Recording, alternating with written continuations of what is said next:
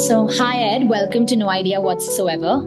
Ed, my first question to you is, did you know what you were going to do when you grew up, or did you have no idea whatsoever? It depends on what age, I guess. When I was very little, I had a very fixed view that I was going to become a zoologist because that's what David Attenborough was. And I was obsessed with his books and his television programs. Yeah. So I think probably from the age of about 8 till probably, I would say 17 or 18, that's all I wanted to do. But once I got into the world of university, I probably started to have less of a clue. And it was probably only after postgraduate study that I started to have a kind of view as to what I would like to do. I'm very interested in science generally, and I'm quite interested in the communication of science. And so I guess teaching was a natural fit if I wasn't going to be David Attenborough. And he was still, and is still, very much going with respect to kind of presenting wildlife programs. So there didn't seem to be the gap in the market that needed an Ed Richardson as opposed to a David Attenborough. And where did you go to school in the UK? I mean, I know you're in the UK. Which school were you in? So senior school, I went to a school called Cheltenham College, which is a Victorian public school based in the Cotswolds in the west of England. And then before that, I went to a little prep school called Aberley Hall. And before that, I went to a little local school called St Edward's and had a lovely time at each. Yeah, I really enjoyed school, the sort of holistic nature of British education and the fact that you could be learning, in the classroom and enjoying that, but also accessing lots of opportunities outside of the classroom or supercurricularly or extracurricularly. And I really enjoyed that kind of roundedness of my education, I think, and thrived in it because I think there were certain areas of my education where I definitely found it more challenging. And what do you think were the extracurricular activities that the school really focused on? I mean, for me personally, I think people from the outside looking in would suggest that I was pretty sporty, but I don't think the school necessarily accelerated that, encouraged that more or over and above other things like music or drama or art or something like that. I think there's also something slightly more binary or reduced than those kind of fields. I think British education, at least now reflecting back on it in my position, I'm able to realize that I think these things, sport, music, art, drama, debating, the societies, the activities, all the things you can do, they're all great, brilliant and interconnected. But ultimately, there are skills that underpin them. The idea of collaboration with your peers, the idea of effective and clear communication, the idea of working towards a common goal. So there are lots of things lots of skills, character traits, etc.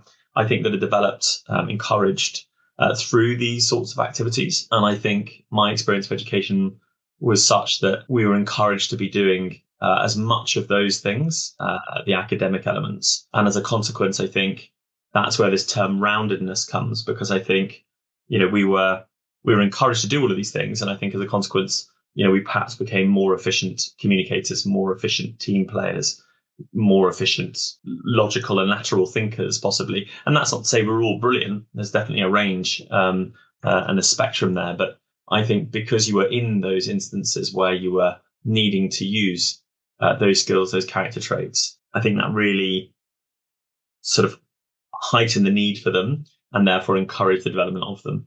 So, I mean, in sport, which was something that I really enjoyed doing, there's definitely a space where all of these sorts of things are fundamental to the effective engagement with that sport or any sport, whether that be individual or team for that matter. So I definitely experienced a lot of those, or was able to develop a lot of those skills in playing sport. But I was an all-round scholar, so I was encouraged / asked basically to ensure that my brief at school was pretty broad at senior school. So I had to maintain music. I had to be involved was also expected to be involved on the sports field. And so as a consequence, therefore, and perform well in the classroom. So I think I was encouraged across the board. And, of course, you were a scholar, so things were very different for you. But for the children or the other students who were at the same level, did the school have any additional programs or did they encourage them in different ways? Yeah, I mean, ironically, scholars in my time weren't hugely different in my school setting. I mean, there are schools where scholars are separated if they're academic and they're in certain boarding houses, if it's a boarding school. They might have different insignia, different sort of wardrobe, different medals or badges or whatever. We didn't really have that at Cheltenham, so weren't even recognised as one in the sense that it wasn't like everybody else knew necessarily. It was just more that the school knew, and therefore your housemaster or head of year and your tutor knew, and therefore they were to encourage you basically to honour that. And there were, in some instances, conditions to the scholarship. I think these sorts of things are less and less now. But yeah, so I don't think the kind of the non-scholar or the non-bursary candidate or whatever was able to access less. And actually, in those days, there weren't these specialist programs, which there are now for scholars, if you see what I mean. My brother is a housemaster in a big independent school and used to run a talented athlete program. We never had that. So essentially, all the sports scholars would be on a special program of nutrition and strength and conditioning and things like that. I mean, that would never have existed. The ones I can think of that probably do still exist are the fact that music lessons for music scholars typically are paid for by the school if you're a music scholar, as opposed to parents. So you get certain access to those, and they're pretty expensive. So that was a real benefit, really. Whether or not the students really quite appreciated that, I'm not sure, but certainly the parents, I'm sure, would have really appreciated the fact that, a music scholar is often playing 2 or 3 instruments. That's probably, possibly 1-2 lessons a week individually for an hour. So it's probably a sizable addition to a bill at the end of term. So I would say, whilst obviously we have things like streaming and setting it academically and things like that, which will differentiate children into groups, I think broadly speaking, in terms of kind of the access to what the school offers in broad terms, I would say most schools encourage all students to engage in as much of that as they possibly can. I don't think there's sort of the reserve for a certain type of student or a certain group of students so much. There are obviously clearly exceptions to that, but I would say in general terms, I think it's kind of, roll your sleeves up and get involved. That's the encouragement, whoever you are and wherever you're from. And you mentioned, now that students who are playing sport and they're on a special diet and there's a special nutrition plan for them.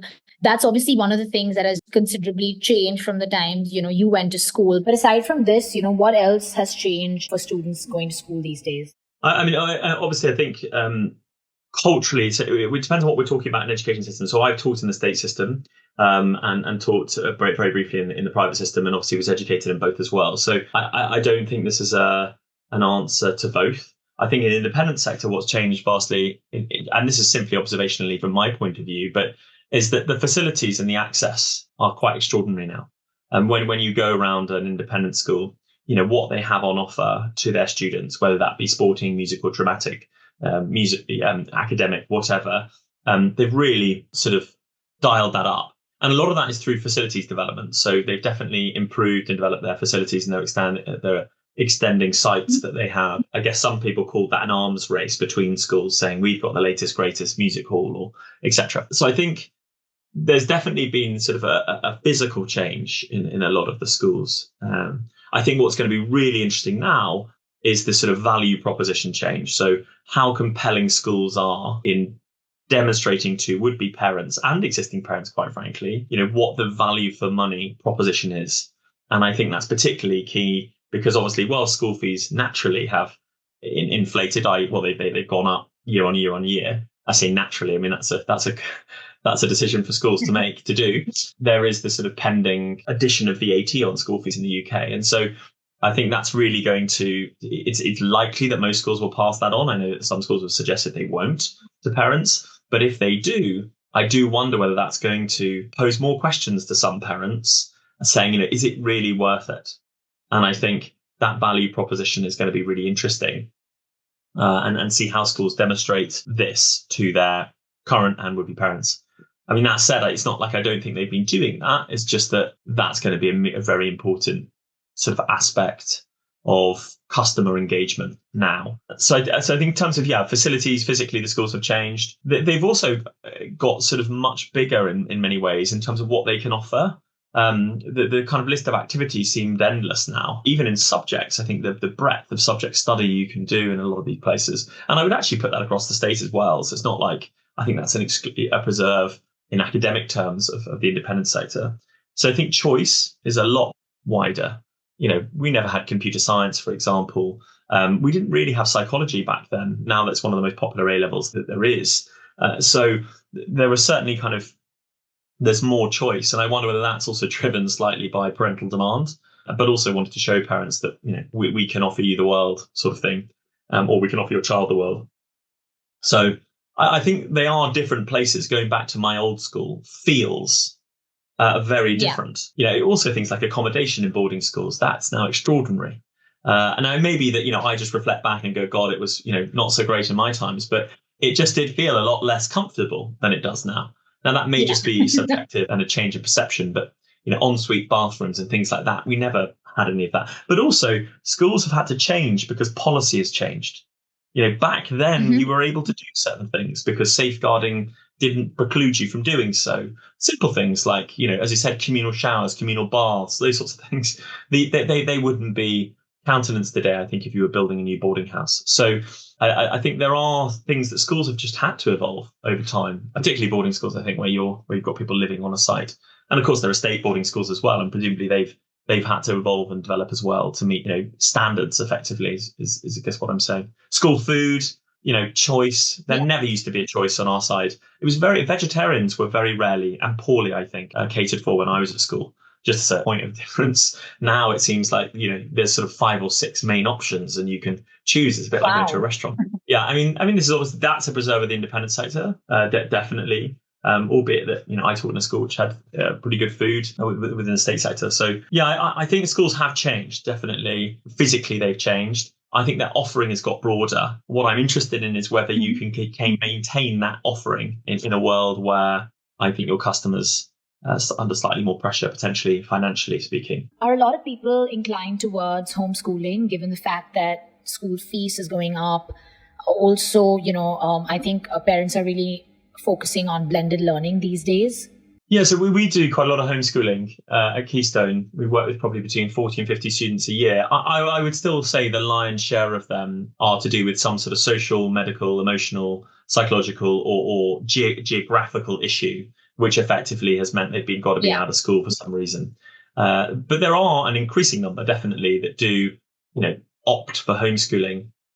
2 things I would say there is that, I think a good homeschooling program, often is equitable in cost to an independent school fees, possibly even more so, because obviously it's one-to-one, etc., those sorts of things. And I also don't think it's a replica to it. So I think if I was a parent I was in the independent sector thinking, well, I might homeschool now. Yeah, you might get wonderful academic instruction and that would be great. But I think school, whether that be independent or state, is so much more than that. And particularly in the independent sector where they really beef up the offering of, the extracurriculars. And in some state schools, my state school was wonderful at that, had a really great extracurricular offering to students, which I thought was brilliant. So I think that's a kind of an interesting consideration. And I think that you don't get that when you go homeschooling. I think that puts a lot of pressure on the parent to then, how do they engage with local sports clubs? How do they get the music and the drama and the whatever else in? The collaborative work, basically, that you do with other students. Yeah. And that, of course, has social implications, I think, for the development of a child. So absolutely. I think homeschooling can be a wonderfully effective tool. But I think as a choice, I think that needs really careful planning. And of course, the people that do it, they're often very committed to that. That's great. And they'll also have particular educational beliefs and values that they believe homeschooling really espouses or gives them, which another option wouldn't. I guess what you're suggesting is sort of this choice between independent or homeschooling. And I don't necessarily think that's too much of a choice commonly, because I think they're very different. And so I think you'd be leaving an independent school probably to choose homeschooling because you didn't feel the independent school did something for you and you felt that homeschooling would do something for you. I don't think it's kind of an either or, really, in my view. Yeah. And, you obviously, going back a little bit to your education and your journey, you studied at St. Andrews. How was that? How did you prepare for it? Tell us a little bit about that. Yeah, I mean, well, it sort of was much easier in my day to do these things. I often say to my wife who I met at St. Andrews, I'm not sure that we'd get in now, and I'm not sure that we would be as successful as we were then. So I think grades are inflated, schools are churning out more and more and more top grades, and I think getting into the top universities, even if you look at the entrance requirements now with the addition of the A star, that was before my time. It's after my time, the A star. So I think it's a tough draw now for students applying to the top universities. I think it's pretty competitive, and I think it requires really committed preparation as well. In terms of mine, school did a pretty good job. I mean, I had a great tutor.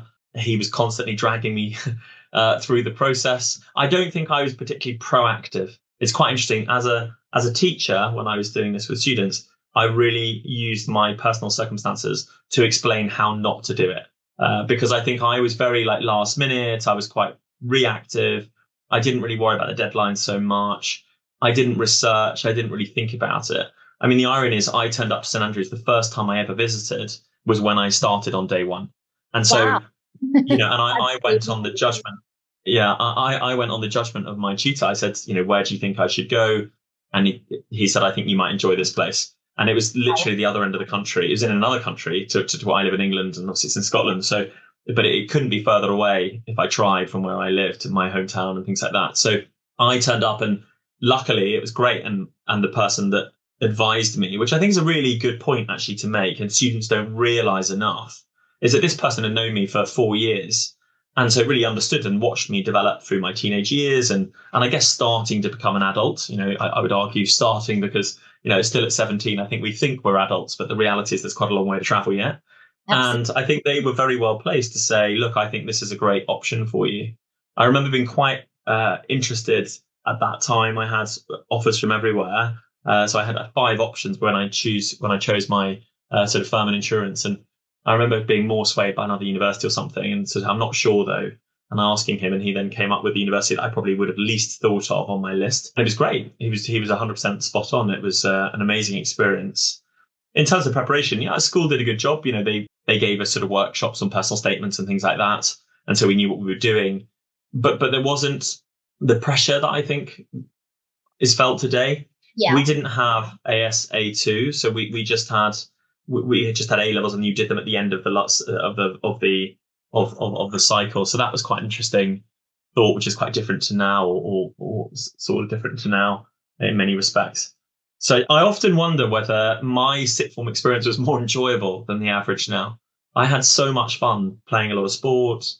I was in plays and things like that, and I just don't think I would countenance that now in an independent school. I just feel like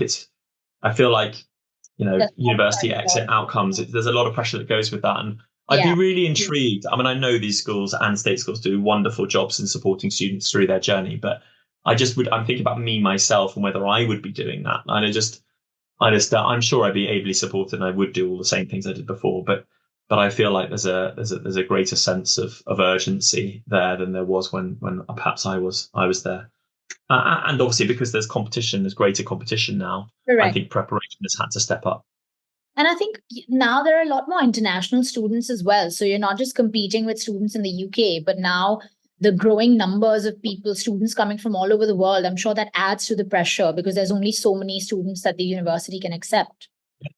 Yeah. I remember when we went to St Andrews, I was there when Prince William was there. And I think that massively sort of shot the numbers of students up. But particularly, I think women, there were many more female applicants. I'm not sure whether it's because they all wanted to be the Duchess of Cambridge, but we also had some universities had very good links already and had established links, and St Andrews was one of them. They had very good links with America, so there used to be a lot of exchange, a lot of students applying from America. So I think that's also the case. But you're absolutely right. International numbers across the board, since I was at university, which is a long time ago now, have significantly risen. So the competition for places is much greater now. Did you ever become friends with Prince Williams or not really? I can't claim that. I wonder how many stories there are that exist on those grounds. I watched an aberration because I feel like, he did get stuck in to university life in a way where it was pretty normal. I mean, as normal as I imagine you could be given who he is. So we definitely sort of engaged each other in certain areas, like, on the sports field. I played some rugby sevens against him and things like that. But, he was I say relatively because obviously he really wasn't, but normal student by all accounts. And I don't know how he reflects on it, but I think publicly he's very positive about his experience there. It was a great time, and it's a lovely place. It's very small. There's about 7,000 students in a square mile. Yeah. So it's quite like school in some ways. I would argue that it becomes quite irritating at the end of the term. At the end of a term, you want to go home and get out of the bubble because, you can't go to Tesco's and get your shopping without seeing 5 or 6 people on the way there and probably 3 or 4 people in the shop. And it's quite intense in that way. But I loved it academically and socially, and some of my greatest friends in life I found there. So I can't complain, and I really enjoyed it.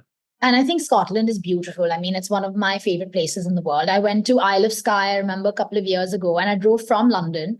And I don't think there's a place like that in the world. It was absolutely beautiful. I loved it. Yeah, no, it's great. I mean, I'm a big fan of it. In my role as an advisor, I always find it very difficult to advocate Edinburgh or Glasgow or St Andrews, and that's because everyone just thinks it's miles from anywhere. And obviously London is such a, for international students particularly, that's just such a magnet. Yeah. And actually, if they thought a bit more broadly and they were willing to take a bit more risk, I think they would be really pleasantly surprised. It's a bit colder, of course. But I guess the advantage of being on the East Coast is a little bit less wet. If you're in the Glasgow West Coast scenario, I'm informed reliably by ardent Scots that it's a bit wetter than the East. But yeah, it's a beautiful part of the world, and I had a great time. And after St Andrews, you of course went to Oxford, and you did your master's in teaching and learning. How did you make that transition? How did you decide to start teaching? Yeah, so at the end of St Andrews, I kind of realized by that time there are some great programs you can do in universities where you go into local state schools and you're supporting. And I did one for about a year in my final year. And I worked in quite a difficult area. South St Andrews is a lovely part of Scotland, but like anywhere in the UK, you can find lovely areas. You can find areas of deprivation. I guess that's slightly different to India, but obviously, there is deprivation in the UK to some extent. And I went to a pretty rundown coastal town just south of St Andrews by about 40 minutes. And it was in a big secondary school there, helping with science. That's my background. And it was really amazing. It was really interesting. It was pretty sort of rough and ready and quite intimidating at times, but the students were lovely. And I certainly got a real kick out of helping. There were some students there who were desperate to go to universities like St Andrews or desperate to go to top universities and things like that. I got a real kick out of helping them. There were also students who just were desperate to get a particular grade because that would mean that they could then go on to vocational qualifications and skilled work and things like that. So there were different students who had different ambitions, quite starkly different in some cases. And I just got a real kick out of kind of working with them and helping and doing my bit in terms of on their educational journey and adding some value. And I think when I realized that was something that potentially could be really quite neat and I get a lot of satisfaction out of it, then I decided to do that too. I also kind of dabbled in trying to be some sort of professional rugby player and then coaching. And I think coaching, I got a lot out of coaching people. And I think and had some reasonable success with that as well. And I think what that taught me was that actually, that's great if you can harness an individual or a team or a group or whatever to achieve a sort of common goal. There's a real sense of satisfaction that you get from that process. And so I saw teaching as kind of a more formalized version of coaching. And I guess at this stage, still in my age, coaching wasn't sort of a professional vocation yet. I don't think in football it probably would have been, but in the sports that I was interested in, like rugby, it was still really the reserve of the absolute elite. And so I didn't think there was a kind of a viable option really. So teaching seemed to me like a logical next step, and it also would enable me if I taught in certain schools to do coaching as well. So I thought I'd get a lot of satisfaction out of that, and that was a big pull. So I decided to do my PGC at Oxford. And then I taught, and then I did my master's in teaching and learning. So I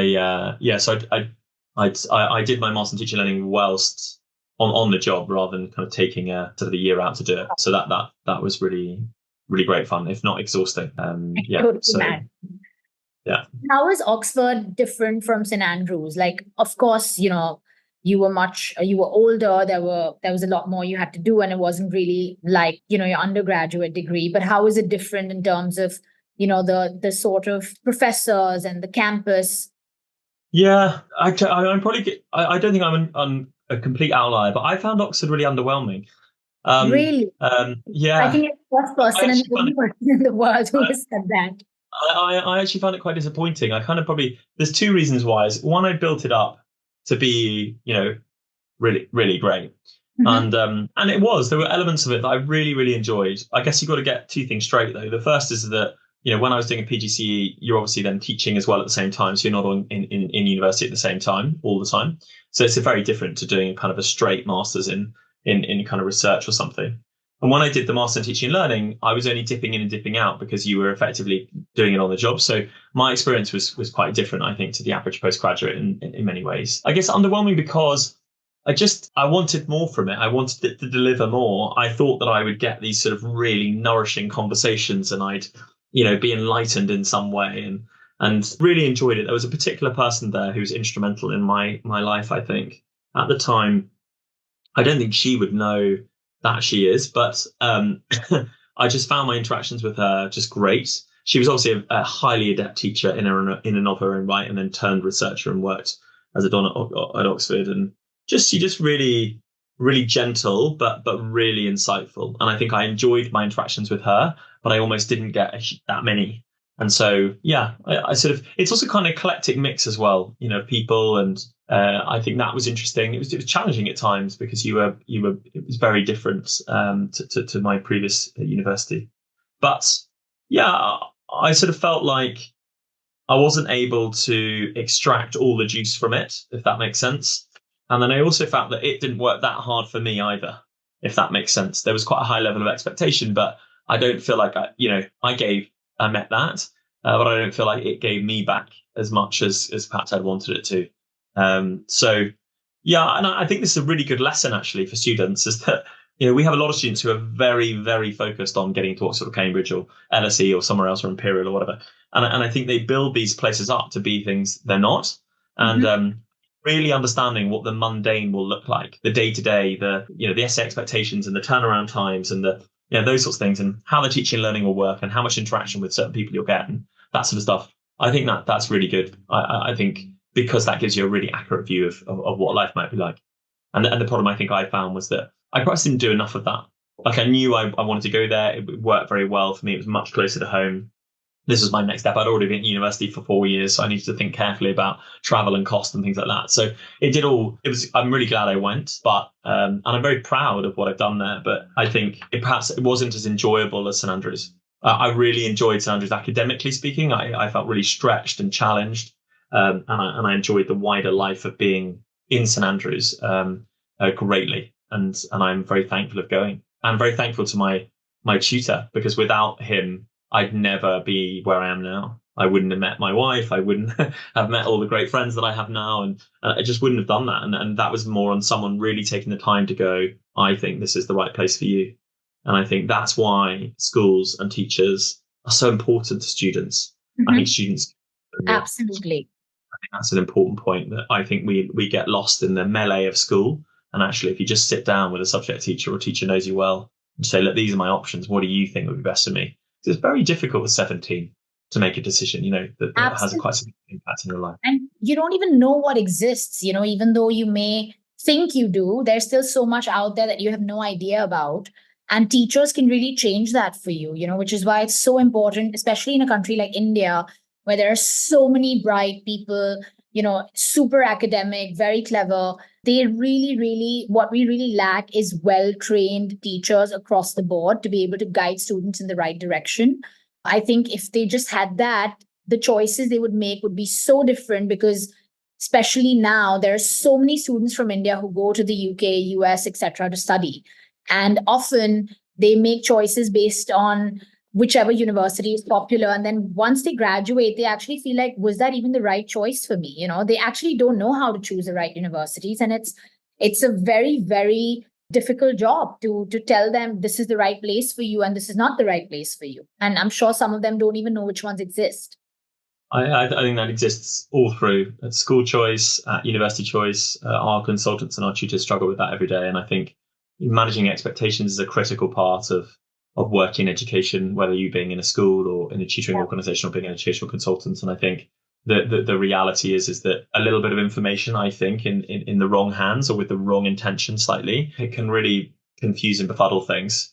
I think league tables, there are, in my view, always at university and at school. It's just so frustrating because I think they really don't tell us much. And I think school is so much more than that, and university is so much more than that. Absolutely. And as we've described, obviously implicitly as opposed to explicitly, but St Andrews was the right fit for me because the person sat there and thought, well, where would be the right environment for this individual?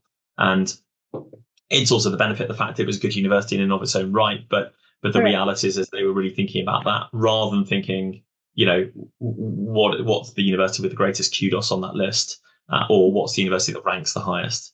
And so I think that's critical. Whether you're choosing a school or choosing a university, you've got to focus on what you're going to be doing there first and whether that suits you. So in the case of university, course choice. In the case of the school, does the school profile fit you? Does the interests of the school align with your interests and the interests you'd like to develop? And then I think the second point then is thinking about, more broadly, the environment and the nature of what you're going to have to do. In my case, Scotland is a long way away from where I was going to live. So, that's a huge commitment. And so does that work for me? Or do I want to be a bit closer to home because I want to be able to go home more regularly or whatever that might be? So I think it's a multifaceted process, educational choice. But I often think we spend too much time focusing on things like data, particularly league tables. And I find them quite frustrating personally, as I know schools do. And I think universities do as well, because I don't think they paint it anywhere near the full picture. And, after Oxford, of course, you joined Keystone in 2012 as a managing director. Of course, you love teaching. You were always passionate. You did that already when you're in Scotland. How did you decide to join Keystone and really scale it to make it the number one tutoring company in the UK? I don't think I can take all the credit for that, but and also there's a slight timeline check on that. So I left Oxford first time round and then became a teacher and then was teaching in a school in South Oxfordshire and really enjoying it and loving it, in fact, actually, and had no intention of leaving. Okay. And was very much enjoying my time and was progressing well in terms of both my teaching, my pedagogy, but also, I guess, in terms of my professional development and where I was headed potentially within the context of the school structure. But as ever in life, there are other things, sort of personal things, and my better half was based in London and I was based in Oxford, and that was always tricky and challenging. And I think trying to kind of align ourselves a little bit better, I realised that if we were going to go down the road to where we are now, married, children, one of us needed to give. So and I thought that probably it might be more sensible. The other thing I thought, which is that I'd always got the most inspiring teaching from those that had done something outside of school. So they weren't institutionalized the whole way. So they'd been in the world of commerce in some way. Some of my best teachers from my secondary school were definitely those people. So they'd had a little bit of color somewhere else, some other bit and piece they did. It may have been for a very short period of time, but you could see that was woven into their lessons and woven into the advice they gave you. And so I thought, look, this is great and I'm loving it. I'm enjoying it. There's this personal reason why I might need to move to London or whatever. But there's also this kind of latent professional reason, which is that, I want to have a bit more interest or something to combine with the teaching. And maybe that makes me even better teacher further down the line, different experiences. And I was quite keen on all of that. So yeah, in a February half term, I went down and did loads of interviews in London, lots of things from shipbroking to insurance broking to tech to, all sorts of things, accountancy, big graduate firms, tiny firms, the whole lot. And at the end of it, all I knew, and I think I did about 18 interviews in 1 week or something ridiculous like that. I was exhausted in half term when I should be actually resting and ready for the second half term. At the end of it, I was like, what have I learned? Like I had a few job offers, which was great, but I was like, the only thing that all these people could talk about was sort of like, well, you can earn X in Y time. And really what I looked at is I wanted to find people that I really wanted to work for. Or was inspired by, much in the same way teaching and coaching is that, you're inspired by or you're going to work hard for. And I just didn't see that. So I thought, that's it. I'm going to go back to school. Can't really find anything. Going to try and find another school in London. That might be the way to do it. And then, I actually first started tutoring for Keystone because a boy was expelled from a school and lived very close to where I lived. And they were looking for a tutor who could teach him biology and chemistry. And I was teaching biology and chemistry at the time. Biology. And so I taught him exactly the syllabus that I was teaching at school after schools. And it was great fun. And really, really interesting. And I learned a lot about tutoring then. I didn't really know about it prior to that. I didn't know it existed. And I then saw, because I was then connected to the organization a while later, I then saw that this advert being published. It was actually for a director of education. So the two founders, Will and Josh, it was for their first real appointment, their first salaried, I think, possibly, full-time salaried, possibly is the right way. And it's a long time ago, it was sort of, an institution of one, subcontractors only. Whereas now we're in an organization of 80 plus, and we've got 65 or 63 salary tutors, so plus 200 30 odd self-employed subcontractors. So, yeah, it's grown exponentially. And obviously that's Will and Josh's company. It's a large part to do with them. But my job was to professionalize the tutoring. So I guess I brought more of the educational focus because these guys neither Will have worked briefly in the school, but Josh hadn't. And I was really interested in research, and I'd done my teaching qualifications and things like that. So that's kind of what I brought to the company, I guess. And that soon after I joined, we then decided to go to recruit professional tutors, to salary them, and move forward from there. So it was a really interesting time. And then about just over 2 years ago now, Will and Josh have stepped back and they've gone and done something different. And so then I became managing director. So yeah, it's I've seen the evolution of Keystone, both in terms of the people that have been in the team, but also in terms of the services and the products and the families that we work with, and who we work with. That's hugely changed. When I first joined, it was predominantly London families, and then quite soon after that, we started to have a presence in Asia, and then Indian subcontinent and things like that, and then globally once online. We were online tutoring 10 years ago. And so we started to advocate that a lot. So yeah, it's and now schools, for example, both in the UK and internationally. So how do you work with schools though? Like, what is your format with them? So our elective service effectively is kind of filling the gap that the school has. So in some schools, we teach whole A levels. So if they want to offer a particularly niche A level, which they don't want to employ a member of staff for, maybe they've only got 4 children who want to do that A level. And let's say an A level in computer science or something, it would be quite costly for the school to employ a teacher. And that teacher, of course, then is on the staff permanently. So you can't kind of expand and contract your teaching staff easily on the employment mechanism. So we do whole A levels. Sometimes we do part of an A level, or part of a subject where the school has half a teacher worth, but they don't have the other half because of timetabling. And so we do online half of it, and they do face-to-face in person the other half. We do Oxbridge and university preparation in international schools. We do SEN and EAL development. So, schools are often strapped for helping students one-to-one and developing that, albeit that's kind of a part of their brief and what they're there to do. And we also do extension and enrichment. So in a big secondary academy group, they were aiming for a lot more A stars in an A-level year. So they were having extra sessions with our tutors in order to develop a chance of doing that. In an international school, they had a group of students who weren't quite getting to the grade. So they were more like sort of aiming for sort of a C or a B. And we were sort of supporting them to rise them up. But we've also done extension on things like would-be authors want to learn how to write creatively and in fiction.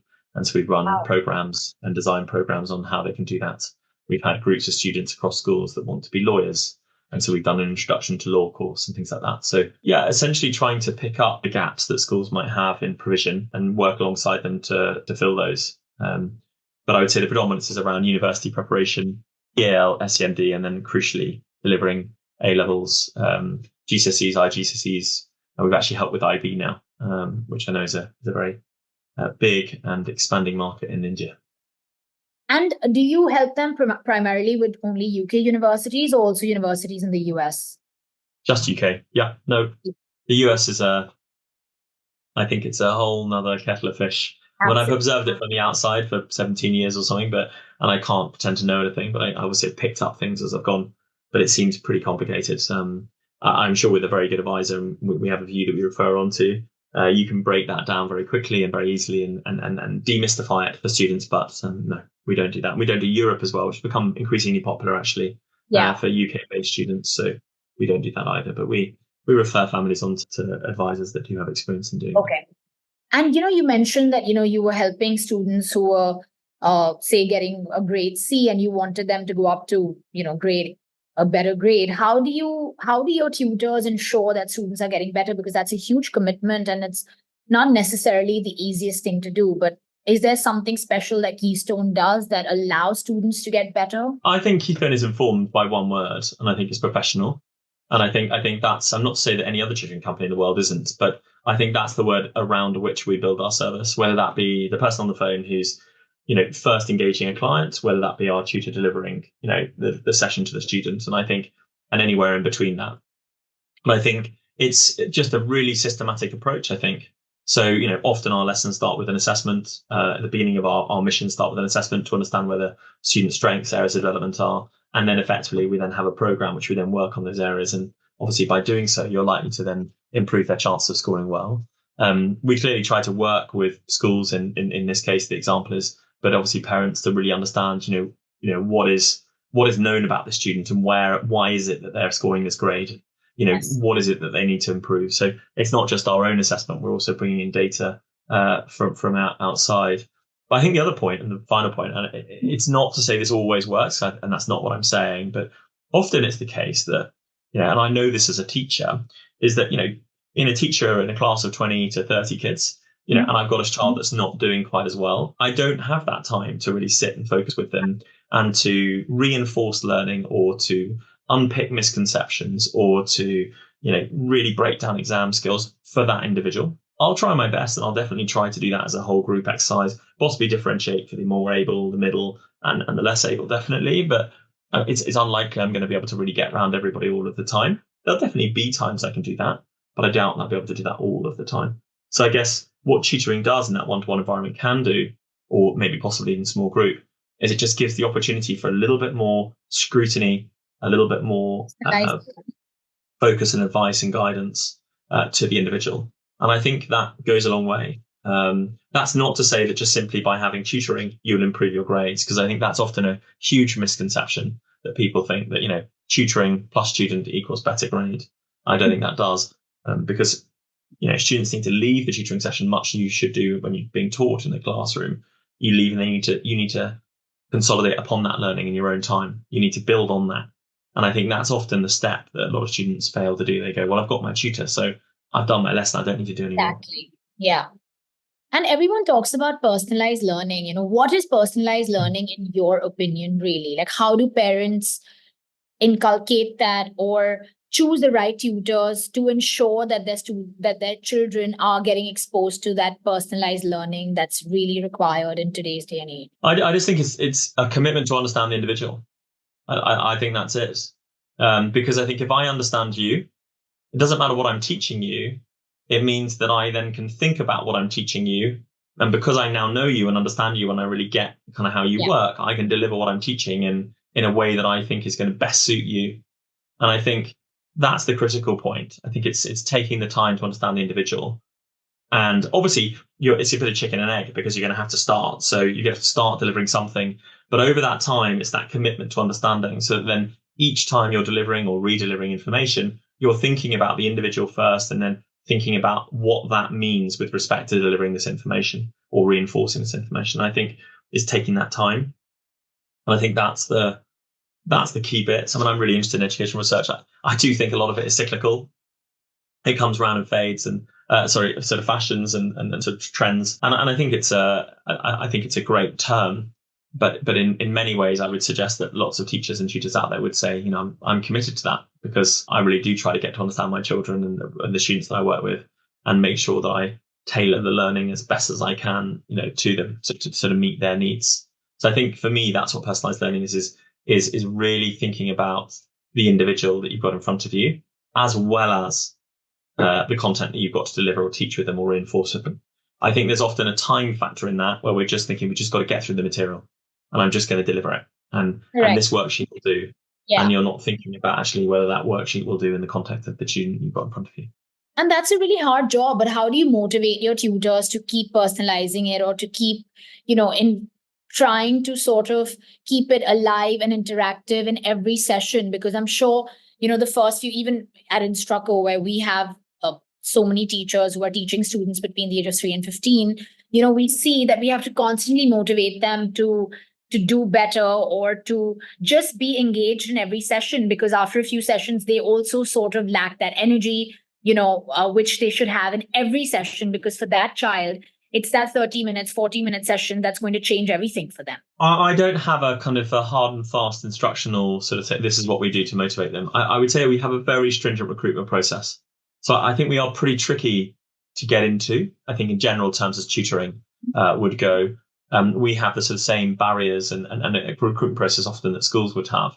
And so what we're really looking for is genuine commitment. We're also looking for people who are doing it very regularly. And so as a consequence, if you're doing it very regularly, you're pretty likely to enjoy doing it. If you don't, then that's a slightly odd sort of turn of events, I think.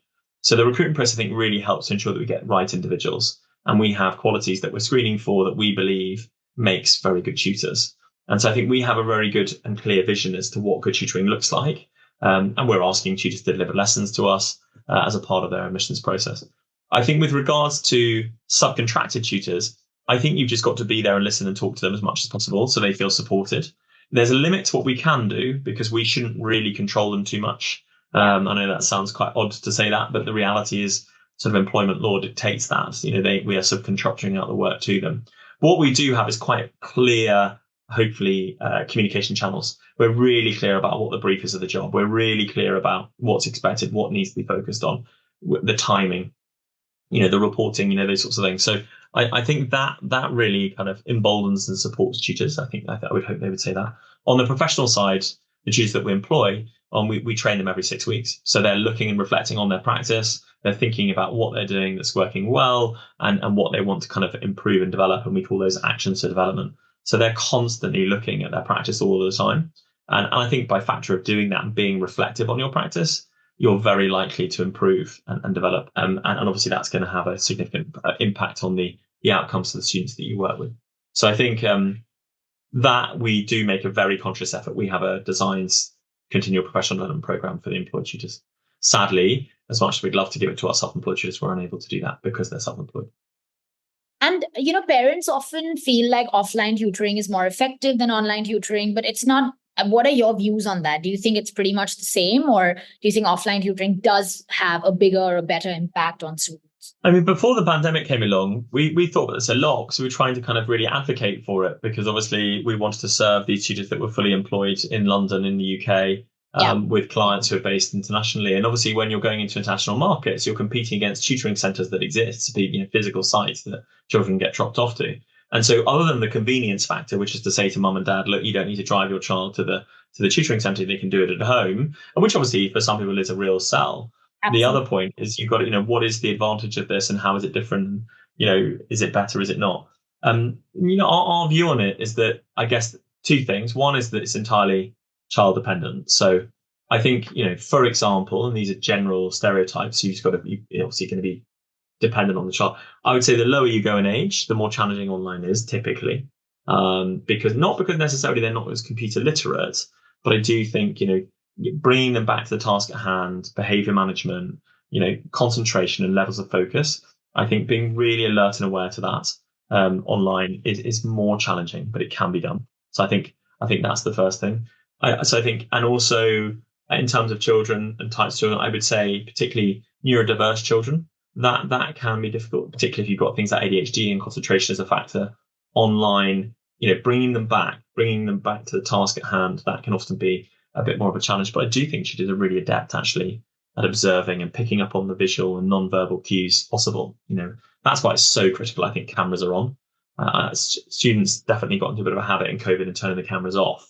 And I think without that, I think that becomes very difficult to teach effectively. But I would say in general terms, on average, if you had a sort of an average child in that, and obviously that you never do, but I don't see a significant difference. And in fact, I could see some advantages. For example, note taking. Let's just take that as one thing. You're doing that on an interactive whiteboard. It's there physically there in space. You can access it at any time. It also is neater often because yes, you have styluses, but styluses autocorrect for handwriting particularly, but you can also type. You can color code. You can lay out notes more visually, logically and impressively, which means that reflecting can also be helpful. Also, order and structure. Notes can be, marked, and lessons can be denoted, and PDFs can be created. And I think that's really nice. Don't get me wrong, I love pen and paper. In fact, as a teacher, I did some research into why students respond to handwritten worksheets better than they do typed ones. And I looked at that, and that's because they can see the teacher has put some time into making this. This isn't just a generic thing off the internet. So I think there's a huge value, don't get me wrong, in handwritten note taking and things like that. But I do think that, that relies on the individual a huge amount. Will they take the right notes? Will they be neat? Will they be legible? Will they, be impactful? Those sorts of things. So I think there are huge advantages there, as an example. The ability to get stuff onto the screen, I'm suddenly talking to you about fusion, the difference in fusion and fission. I can get a YouTube clip in a second and bring that onto the board. That's quite tricky to do in a face-to-face lesson unless you've got the right materials around you. And in fact, actually what we saw after the pandemic, but also before the pandemic, is how can you bring an online lesson into a face-to-face lesson? So we still see tutors using whiteboards, but in face-to-face sessions, because that's a really good way of noting everything you've got down. It's there, it's physically, it's a much easier access. And of course, parents can access that at any time. That's an also thing, which often you don't get the window into when you're a parent, is you can sit and listen, by the door. Does it sound good? But in the context of online, you can often join it. Just, turn your camera off, and they'll pretty much forget you there after a while if the tutor's sharing screen. So there's lots of opportunity, I think. I would be reluctant to say one is better than the other, but I definitely would be quite ardent in saying that I don't think one is significantly worse than the other. And I really don't believe that. I think the same educational outcomes can be achieved in both. But I do think the type of student we're dealing with, and also arguably the tutor, we have some tutors who go, no, do you know what? I am much better in person. So, and I respect that. So it's also about your dexterity, and how you can deliver and how you feel you're going to make your biggest impact. So we're a huge fan of it. We do a huge amount of online work. It's now disproportionately more online than it is face to face. And I do think lots of things like the convenience, letting someone into your own home, I think that was always tricky, particularly if you had a tricky customer as well, or the relationship didn't quite work, and there's no doubt that students in their own home, on their own, online, potentially could be a little more comfortable. That may not be a good thing, because they may get distracted easily. So I think there's swings and roundabouts with it all. But I think a tutor who's cognizant and mindful of these potential pitfalls of online, I think that means then you're really well safeguarded against it being unproductive. And we, again, with our professional tutors, we invest quite a lot of time into that, thinking about, how do you spot when someone isn't quite there, or and obviously there's the software that's very helpful at doing that now. And what is your advice, for students and parents for parents who want to send their kids to the UK to study and, get into schools like the Oxbridge of the world? How do you, when do you think they should start preparing? And what do you think is really important for them to be aware of before they make the right decision? So I always think it's really important to start as early as possible. That doesn't mean, when they're in the womb, but I definitely think, if you're going to come, let's say at 13 to a boarding school, I think you need to be thinking about it when you're 8 or 9 at the first outset. I think if you're going to come to Oxford, as a, straight after school, I think you need to be thinking about that. So 3 years earlier. And it's not that you're going to be absolutely dead set on it at that point, but I think you need to be having a discussion around that and what that might look like. And I think then also coming and visiting and seeing what they look like. These schools and these universities are great, but and they obviously have wonderful websites and virtual tours and everything else that goes with it. But I think there is no substitute to being there and being present and seeing it and feeling it. And the final thing I think I'll say is, which I do think is a common trait amongst international candidates, is they always sort of, when you have your meeting with them, but you don't understand, my child is incredibly bright. And I'm always sitting there going, no, that's lovely and that's great. But it's a bit different to the UK, so you don't get it. And I said, no, I really do. But what you don't perhaps understand is that, you might be from this country and you might be really bright there, but actually the really bright students from this country, this country, this country, this country, this country, and these other 20 countries are also applying to said university. And as a consequence, therefore, it's more about thinking about how the individual can be developed and as prepared as possible for this. I often think it's sort of parents and students turn up and go, well, look, this is me. So, am I going to get in? And it's sort of actually, it's great. You've done a wonderful amount of things, but now we need to hone this. We need to prepare this and make it specific. Set off on a journey to ensure you're in the best possible position to make a competitive application. And I think that's that can often be quite shocking for people. I think they sort of, but you don't understand. My child goes to the best independent school in India, and he's the top of his class. And I sit there and go, I understand that, but I really do, because I've actually seen over the last 10 years, at least 3 of these people a year. So I know what they look like, and I'm not doubting his ability in any way. But I think what I really want you to understand is just quite how competitive this process is, and how this process works, and how therefore your son or daughter needs to be prepared accordingly for that. So it's more the kind of managing that expectation that you can't just rock up and win a place or expect to win a place, I don't think. And that's not to advocate tutoring, because a lot of work could be done independently on their own without tutors. I'm not saying that. It's more to say that proper preparation, there is no substitute for it. And I think in order to do that, you need time. So in order to do that, you need to start your thinking early. So I think that's the right people, right? I mean, often parents don't know who to really rely on. I know there's so many of Instrucko's parents who keep asking me, which counselor should I speak to, or who is the right person to help my child get into this university. So even that selection process of who will help the student is very important. Yeah, I agree totally. And I think that's a critical part of the process. Yeah, seeking help for international students is good. But I think if you start early as well, you can be pretty diligent. You can do quite a lot of research yourself. And I think if you're a university level student, I think that's really important. I think that's really important. I think I'd like to see a student who's really thought about that and isn't relying on mum and dad to push them to get it. So I think, and indeed, a lot of them are. They're impressively diligent and independent, and that's great. And actually, in a lot of cases, you're just slightly tweaking the guidance a bit. You're saying, look, you're pointing in this direction. We want you a little bit over here. Then you're great. And I think often it's small changes in some cases, but in other cases, they've really underestimated quite what's at stake, and that's possibly because they haven't looked into it in great enough detail. Great. So thank you so much, Ed. I think this was very insightful. We know a lot about universities, how to get into universities, the right preparation, the time that's needed. So thank you so much for coming on the show. And, I'm sure a lot of people are going to be interested in Keystone and really how you teach, because it's such a unique, such a unique way of teaching. And I think everyone I've spoken to in the UK has only said amazing things about Keystone. So really, congratulations, and very excited to work with you. Thank you very much. It's lovely to speak to you. Likewise. Thank you.